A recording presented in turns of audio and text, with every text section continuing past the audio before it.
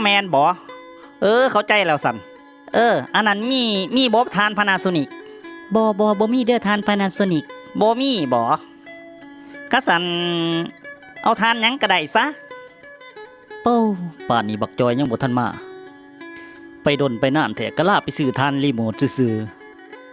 โอ้บ่ธรรมดานักเป็นนักดังนี่คือสิหงขนาดเว้ยๆบักจอยบ่ว่า โอ้ยนักเป็นนักปวดเมื่อแขน ไสละทานกูหั่น กันนี่เด้ทานมึงหัน เอ้าก็ดิกูบอกมึงเอาทาน Panasonic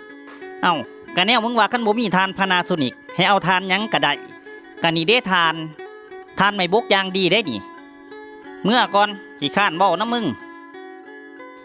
ตายแล้วแนวนี้ซื้อหยังก็ซื้อโพดบอกให้ซื้อทานรีโมทเพราะว่าได้ทานดังไฟเบิงอนามัยคักๆเบิงใส่